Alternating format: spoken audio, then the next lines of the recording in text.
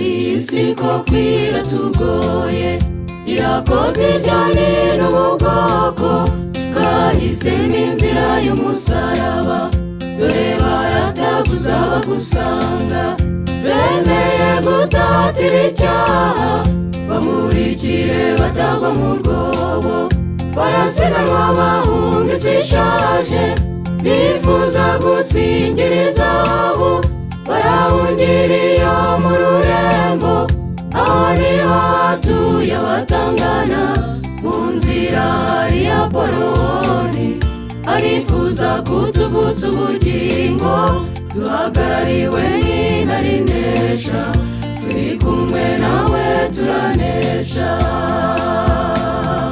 Igihe Yesu Kristo yamanitswe i Karuvari ku manywa y'ihangu, yaciriye icyanzu Umuyuda, Umugiriki nawe ntiyamureka, yasatuye urusika yabonaga hagati y'umuntu n'uwamuremye, adutindira iteme turatuje, twambuka tureba iwacu.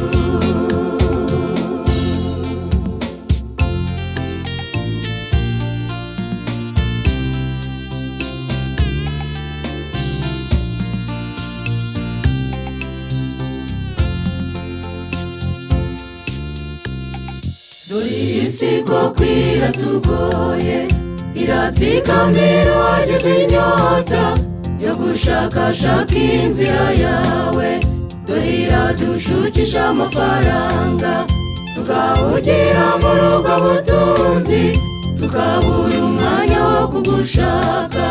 Muhaguruke duhungire hakurya, ndabona ubuturo butuje, ingengabihe njyewe narebyeho, nasanze turi mu isaha ya nyuma, duhungire mu maraso y'Mbabazi, aho niho hari ubutabazi, duhagarariwe n'intarinesha, turi kumwe nawe turanesha. Igihe Yesu Kristo yamanitswe i Karuvari ku manywa y'ihangu, yaciriye icyanzu Umuyuda, Umugiriki nawe ntiyamureka, yasatuye urusika yabonaga hagati y'umuntu n'uwamuremye, adutindira iteme turatuje, twambuka tureba iwacu.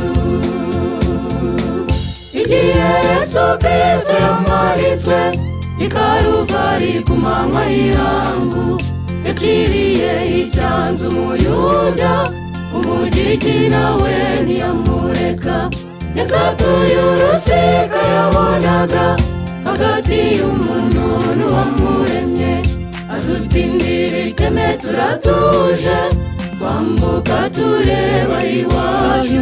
Adutindira iteme turatuje, twambuka tureba iwacu. Adutindira iteme turatuje, twambuka tureba iwacu. Adutindira iteme turatuje, twambuka tureba iwacu.